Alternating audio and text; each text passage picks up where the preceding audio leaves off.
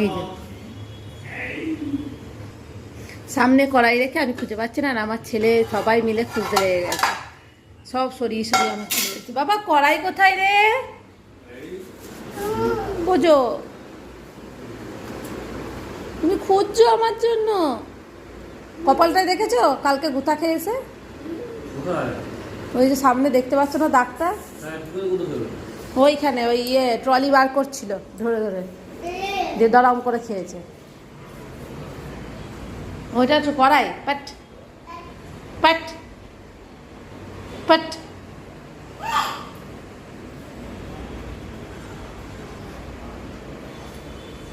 বলো good morning friends, শুভ সকাল সবাইকে। আমি হচ্ছি পুষ্পিতা, আশা করছি তোমরা সকলে খুব ভালো আছো, সুস্থ আছো। তোমাদের সুস্থতা কামনা করে আজকের ব্লগটা শুরু করছি। সকাল সকাল আমি সামনে কড়াই, আমি সারা বাড়ির লোককে কড়াই খোঁজাতে লাগিয়ে দিয়েছিলাম। এরকম এটা হচ্ছে রোজ সামনে জিনিস খুঁজে পাচ্ছি না, কি হয়েছে কে জানে, কদিন ধরে এই হয়েছে। ওর বাবার রোগটা আমার গায়ে লেগে গেছে, সঙ্গদোষ। ছেলে আজ আমার সঙ্গে উঠে পড়ে, ওর সঙ্গে একটু বক বক করে লেগে পড়লাম ছেলের খাবার বানানোতে। আজকে একটু ওকে চিড়ে করে দিয়েছিলাম, চিড়ে কলা আর গুড় দিয়ে ওকে খাইয়ে দিলাম। তারপরে বসালাম আমাদের জলখাবার। কালকে ছিল সোমবার, তার সেই সাবু ভেজানো ছিল, সাবুর সঙ্গে আলু মালু চটকে ধনেপাতা চটকে নিরামিষ ওই সাবুর বড়া করে ফেললাম। দারুণ খেতে লেগেছিলো নিরামিষ, জাস্ট টেস্টি টেস্টি।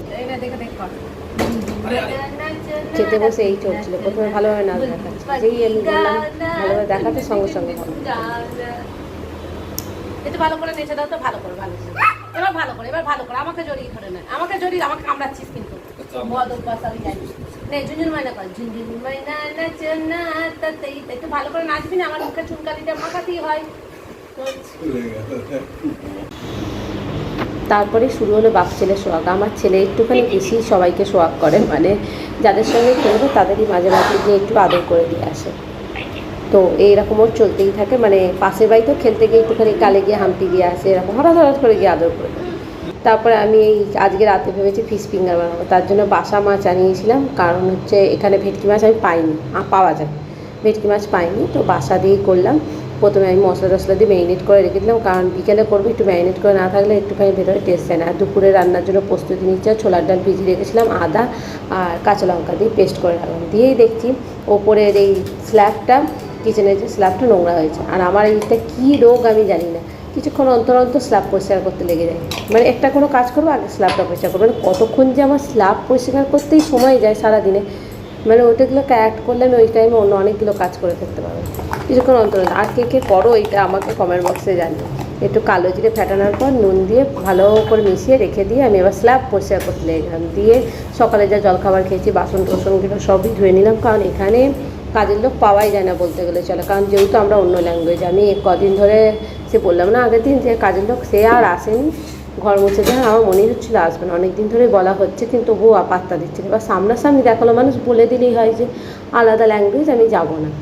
সে বলেনি আসবো বলে, আমি রোজ প্রতীক্ষা করছি, রোজ উনি আসছেন। তো এই তরকারিটা করার জন্য দুটো টমেটো আমি একটুখানি আদা জিরে আর কাঁচা লঙ্কাটা তোমার স্বাদ মতো নিই, এইগুলোকে মিক্সিতে আমি পেস্ট করে নিলাম। তারপরেই আমি তেলটাকে গরম করে বড়াগুলো আস্তে আস্তে ভেজে নেব। এর থেকেও কম তেলে ভেজে নিতে পারো, অল্প একটু তেল লাগিয়ে দুপাশে সেঁকে সেঁকে বড়াগুলো করে নিতে পারো, খুব সুন্দর লাগে। এর মধ্যে আমার মৌরি করলে আরও সুন্দর টেস্ট হয় ডালের বড়াগুলো।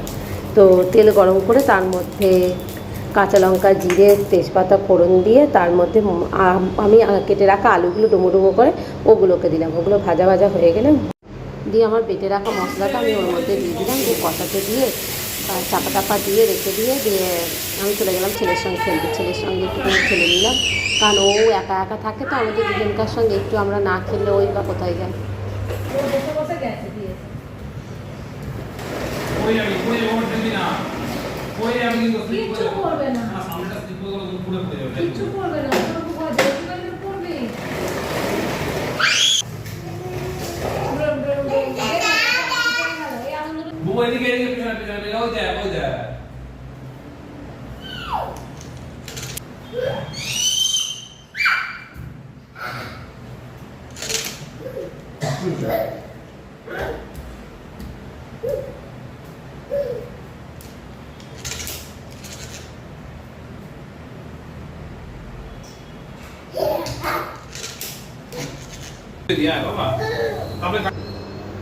মশলাটা প্রায় কষেই গেছে, এরপরে পরিমাণ মতো জল দেবে, কারণ বড়িতে কিন্তু জল টানবে, সেই বুঝে। তুমি যদি ঝোল ঝোল খাও তাহলে একটু বেশি জল ঢেলো, আর যদি মাখা মাখা খাও তাহলে কম কম জল দেবে। এই তো আমাদের রেডি রান্নাটা। দারুণ খেতে হয় কিন্তু, নিরামিষের মধ্যে খুব সুন্দর খেতে। তারপরে সব খেয়ে দিয়ে দুপুরবেলায় আমি ফিশ ফিঙ্গারগুলোকে কোটিং করে রেখে দিলাম, কারণ ফ্রিজে ভালো করে কোটিং করে রাখলে তেলটাকে আর নোংরা হয়ে যায়। এক মিনিটের খাওয়ার আগে তামঝাম, তাই প্রচুর টাইম লেগে যায়।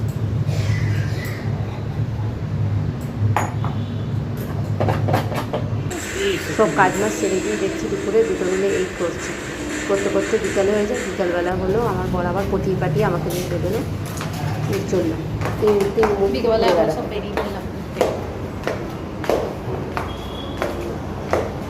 আমরা নিয়ে নিই, কারণ আমরা নিলে আমি সামলাতে পারি না, বিরক্তি লাগে আমার।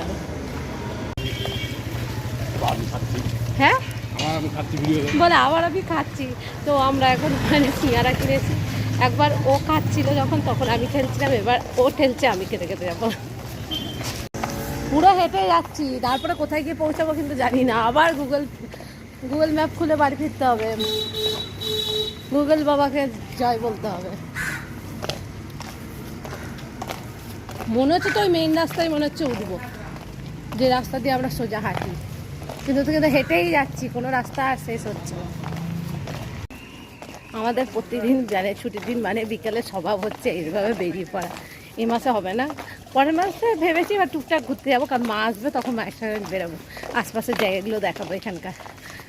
তোমরা বেরোই, কিন্তু এই মাসে যেহেতু আমরা বাড়ি ঢুকেছি, তো এই মাসে ঘুরতে যাওয়া এই মুহূর্তে সম্ভব না, এই মাসটা বাদ দিয়ে ঘোরা। আর তাই জন্য এই মাসে আমরা করেছি বিকেলবেলা হলেই অচেনা রাস্তা ধরে হাঁটতে শুরু করে দিয়ে, আসবার সময় দেখি গুগল ম্যাপ খুলে 2-3-4 কিলোমিটার হাঁটতে হবে, এই অবস্থা হয়।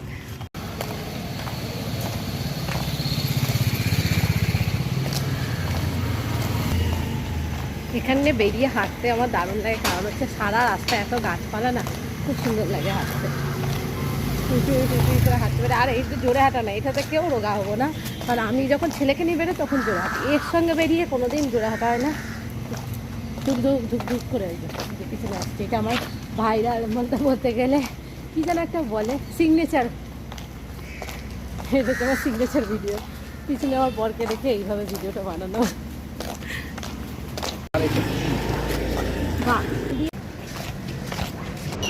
এখানে প্রত্যেক এলাকার মধ্যে, মানে একটা এলাকার মধ্যে কিছু দূর যেতে না যেতেই সরকারি এরকম পার্ক করা আছে।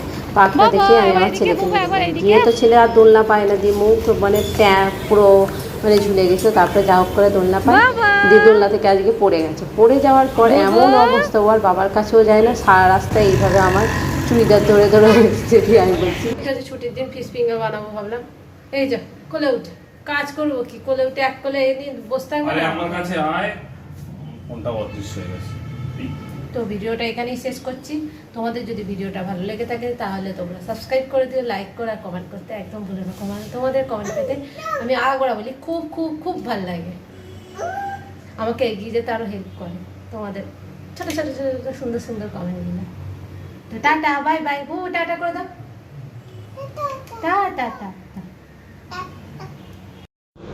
ছেড়ে দিলাম ফিশ ফিঙ্গারগুলো, আর ফিশ ফিঙ্গার ভাজা হতে হতে আমার পায়ে এতটাই ব্যথা হয়েছিল যে আমি স্ল্যাবের উপর উঠে বসে পড়ে ভাজছিলাম, আর আমার বডিটা তুলেছে।